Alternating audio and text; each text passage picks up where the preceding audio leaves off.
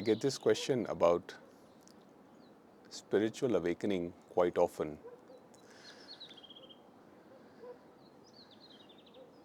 And what I sense is that most people have this idea that awakening makes you into a perfect human being, gives you a perfect persona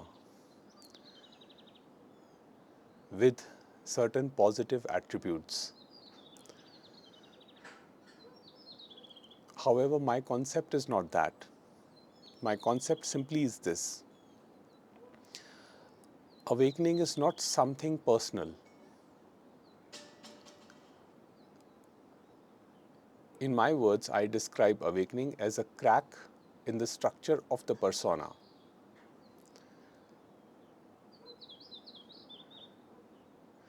Where there is this knowing, this recognition of wholeness. It is not a dramatic experience of seeing fancy lights or visions of gods, goddesses, or seeing of angels. It is simply this recognition that all there is one consciousness.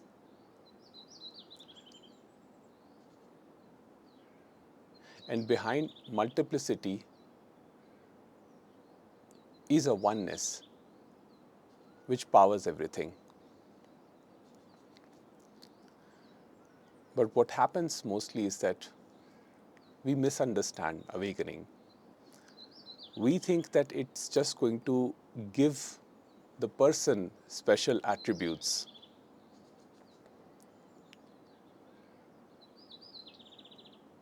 Awakening actually is stripping away of the attributes. So, for example, we may think that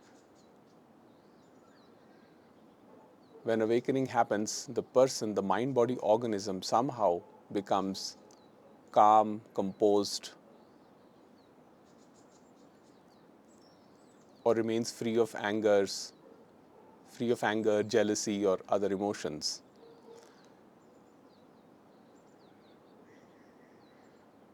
But this is not true in my experience or in experience of people that I've spoken to.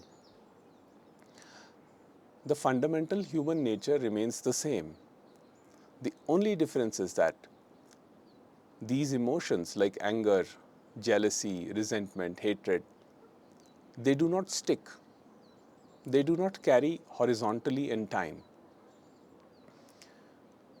But other than that, the basic nature of the person does not change. So what happens as a result is that person experiences more peace in daily living. But moment to moment, everything arises in the person. But when we say that awakening somehow gives this person a special attribute, that they never feel any negative emotion, or that they are completely untouched by what is happening, then there is a delusion, an element of delusion in that. Because the human organism is not designed in this way. The human organism is designed in a way to experience all emotions, to experience everything, including shocks.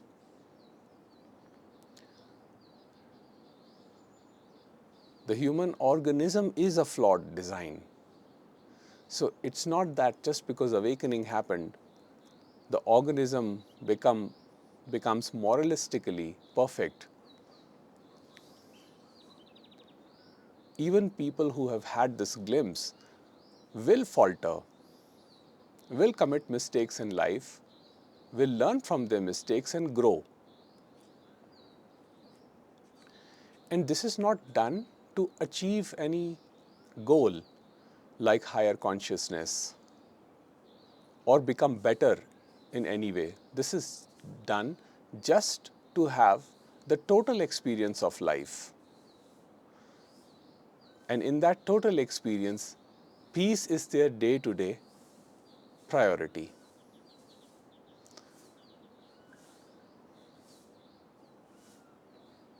So these people may let go of relationships or friendships or associations that do not serve them, that disrupts their peace. And for that, they may be labeled as someone insensitive or uncaring or having, certain issues, psychological issues. Whereas they don't feel the need to defend themselves and they enjoy their quietness, their peace, and yet they interact with other people, they interact fully with life. They do not isolate themselves, though they like to live in relative isolation, but still they interact with people around.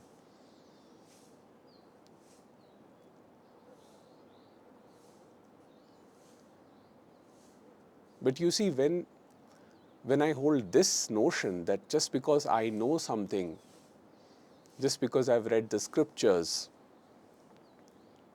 just because I've listened to a couple of masters, and I've had some experiences where certain visions appeared in front of me. And if I feel that that makes me special, that makes me see other people lower than myself, and that I'm here to save them, to help them, to fix their life, then I myself is under the greatest delusion.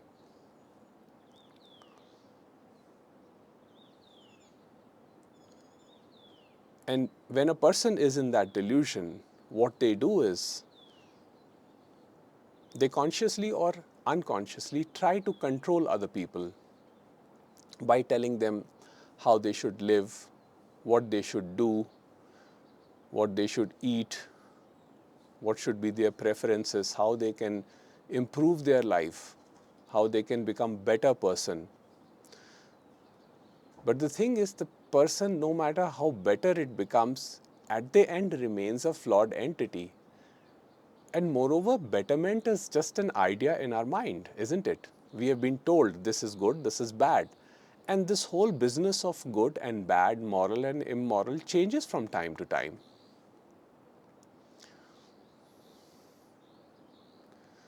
Certain rituals, certain way of life, a couple of years back, were considered pious, holy, religious duty, righteousness, and today they are seen as, outdated and not of much value. And as we open and expand our mind, we see that we have more choices in life. We don't have to stick to one particular way of life. It is not that fulfillment will only be brought about by certain things that need to be achieved in life. For example, some people are not designed in a way to have a married life, or these people do not have successful relationship with other people. It is not that awakening will all of a sudden change that aspect within them. They will still remain the same. But then their idea that one must have a successful relationship in order to feel better, that idea is gone from them. They accept themselves, they accept their flaws, and then they act and react according to whatever life is bringing. Everything is experienced in the moment. But nothing gets carried forward in horizontal time as thinking. Why did I do this? Why did I do that? Why did I react like this? Why did I let go of that beautiful relationship or friendship? Or they do not live with regret and guilt because they see how this guilt is self-perpetuating. They do feel, in the moment, they do feel a sense of regret, if they hurt someone, for example. A mind-body organism that has witnessed the glimpse will still be the same. If they are a reactive person before, they will be a reactive person afterwards also. But there will be a difference. And the difference will be this. They may again say something hurtful to someone, but they will apologize. And that after that apology, it will not be carried forward in time as guilt. Why did I say that? I shouldn't have done this. I'm a horrible person, this and that. All of that thinking is again pointing to this sense of separation, which is responsible for the reactivity. So they know that if they continue that behavior, all they are doing is strengthening that sense of separation within them. But they do express sincere apology.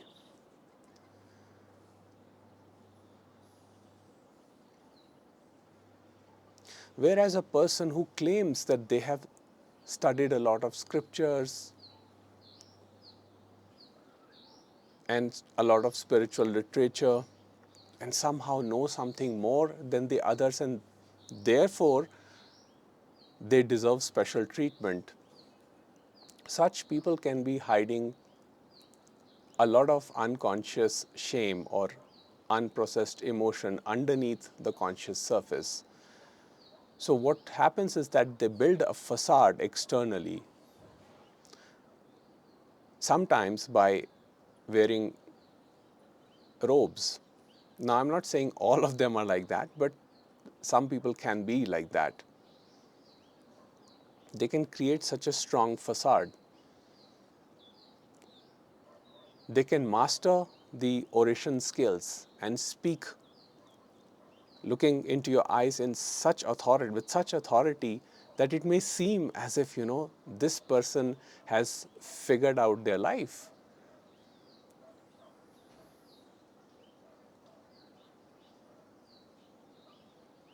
And what happens that if somebody pokes even a little bit into that image, then you see the monster coming out of the shell, coming out of the hiding.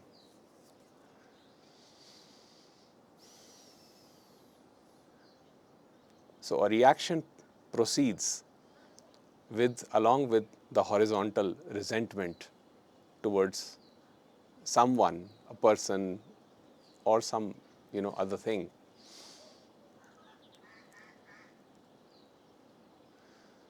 And what happens is that unprocessed shame, which is at their core, is the separate self. It strengthens every time with more accumulation of concepts, more accumulation of knowledge, and they think that they are making progress and that somehow awakening is making them into a perfect human being. But awakening actually is embracing our imperfectness. Human beings are like this. They have been like this and they will always be like this.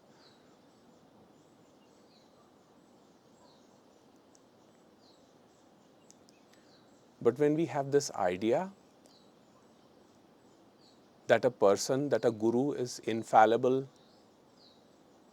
that a master is completely in control of their mind, completely in control of their senses, what we forget is that control itself comes from this center, this separative center. And this gives rise to something very hideous and ugly, and it is called spiritual ego or spiritual narcissism.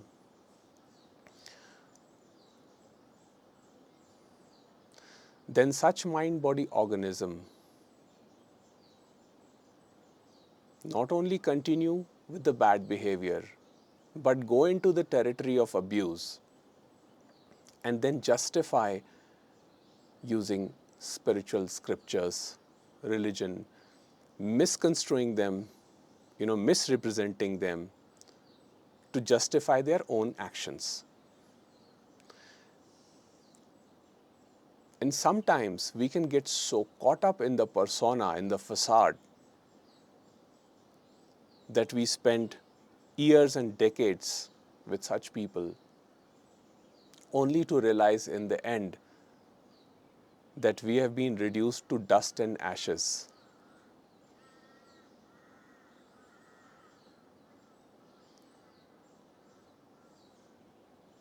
So one has to see this thing in totality, life in totality. Life is not designed around perfection. Perfection is a human idea. It's not an idea by life. Life is imperfect, and that's the beauty of it. Imperfection is what makes this life possible. Even the nature has imperfections. While it may seem perfect, when you look at this view from far, it looks beautiful. But if you go into these dense jungles, there are animals which can instantly destroy you.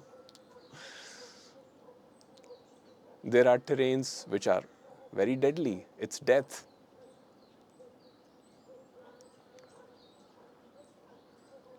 So awakening doesn't make us into perfect human beings. There is no such thing as a perfect human being. There is no such thing as a perfect master.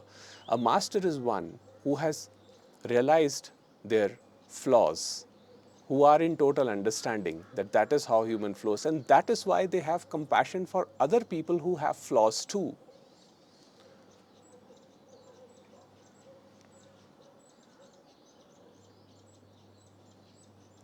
But a mind-body organism which thinks that their mind is somehow superior to other people just because they know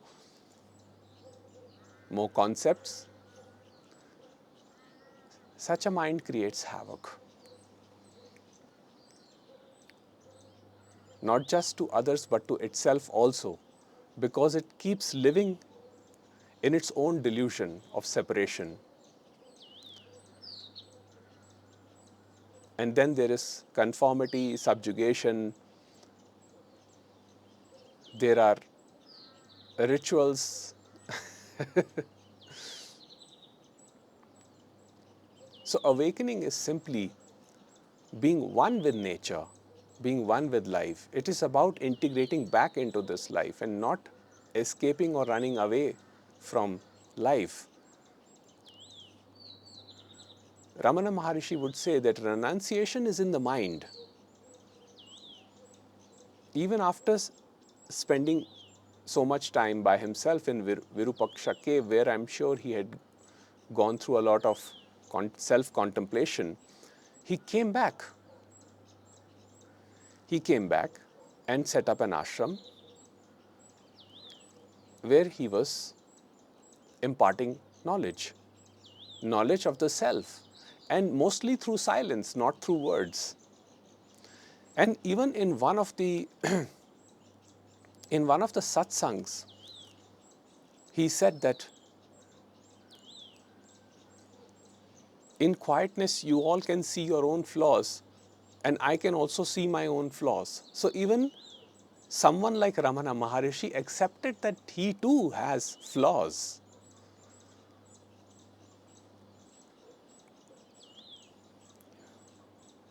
But when we think that an awakened or an enlightened person, quote unquote, will not will not will not perform certain acts, or will behave in a certain way which is acceptable to the society, we may be mistaken.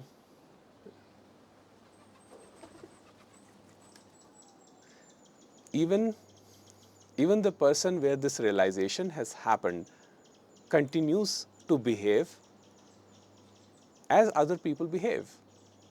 From an outside, Ramesh Balsekar would say, from outside, it will be difficult for a person to see what is the real difference.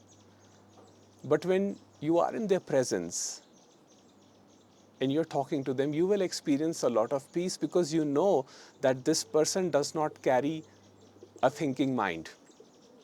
They're not holding the burden of shame, guilt, resentment towards other people. They have this ability to completely be detached and simply work on whatever is presented to them in the given moment. So the element of presence is strong, and that presence is felt as love.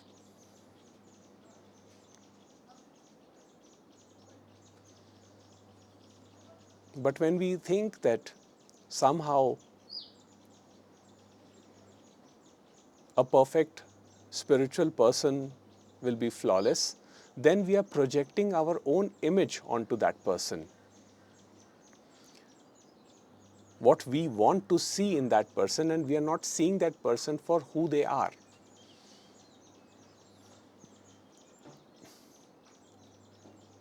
So the game that we play is, first we create the guru, the master, the great master, which is an image. And when we get disappointed because they do something which does not set with our own thinking, we immediately pull them down. They fall from the grace in our eyes. So we would say, oh, I thought he was a spiritual master, but now when I'm listening to him or her, they are not behaving like a sage. They should behave a certain way.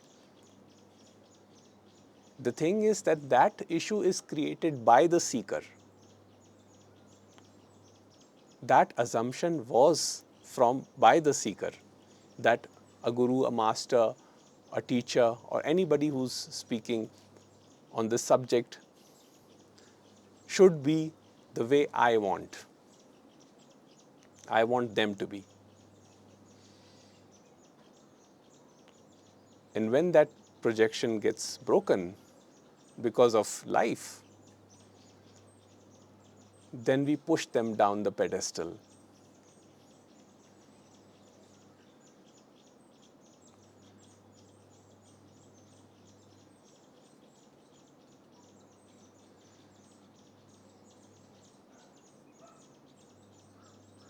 So, Ramana Maharishi would say that peace is the only measure that will tell you if you're sitting with a person of understanding, where wholeness has been glimpsed. Which means as you spend more time with them, your life simplifies and you feel more at peace. That's the only thing. If your life becomes more and more complicated with a spiritual person, a spiritual master, where they are telling you to do this, do that, be this way, be that way, achieve some sort of perfection, attain this state, super consciousness state, or whatever the fancy idea may be, we are just, going round and round into the realm of mind. And mind's nature is confusion, entanglement. So mind will always tell you, keep growing, keep evolving, you know. But all of this evolution, growth, spiritual growth is uh, is the concept of the separative mind. We right now are perfect and whole as we are.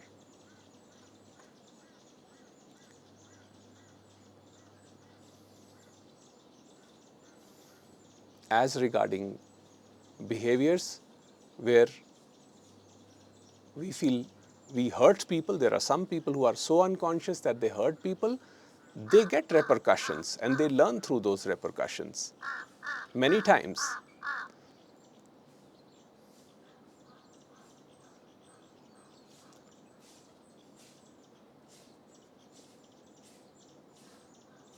And eventually, at some point, they do come to this realization that their actions are causing hurt to other people.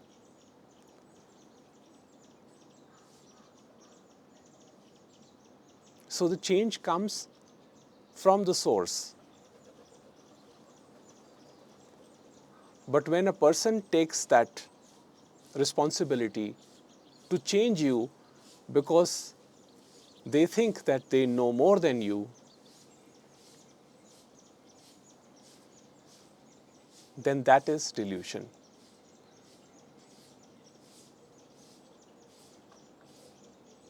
So, according to my concept, aiming for a spiritual perfection is futile. For me, spirituality is all integration, is seeing oneness in the multiplicity. And that alone is sufficient because that brings peace in daily living. That makes daily living simpler, spontaneous. If a concept makes my life more entangled, more complicated, full of chaos, then I just disregard that concept, and that concept is of no value to me. So even what I am presenting to you right now is a concept, and you have to decide what this concept is going to bring you. If it brings you peace, then this is for you. If it does not bring you peace and makes your life more conflicted, then there are other concepts and other spiritual teachings that may be right for you.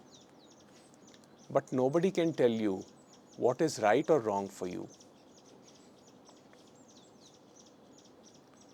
because nobody knows you as you know yourself. So again, I repeat, awakening is a crack in the structure of the persona. And that is why awakening is so painful in the beginning, because that years of conditioning gets cracked in an instant. So what is the result? The separative mind is still there now, but it's cracked. The ego creates pain. But with time, this separative mind begins to merge into the same wholeness. And there is this realization that there is no separate person or me as such that is doing anything. It is all a happening. And this whole process is impersonal. It is not that you can do something to speed this up or modify this. This insight just comes through awareness. So you are not to carry the burden of your awakening. That is my concept. The awakening will happen when it's destined to happen, and the deliverance of the total knowledge that you are not the doer will also happen when it is destined to happen.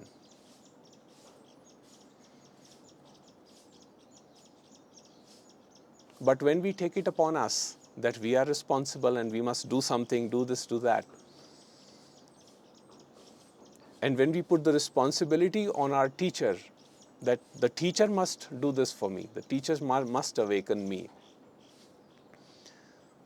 then we are totally losing our connection with the presence that is here and now, that is whole and complete. We are just running after some idea of perfection that has been fed to us through societal conditioning. We forget to see our beautiful light, our fragrance, which is here and now, completely whole. And the organism is an imperfect machine. So let it be like that. Let it operate naturally.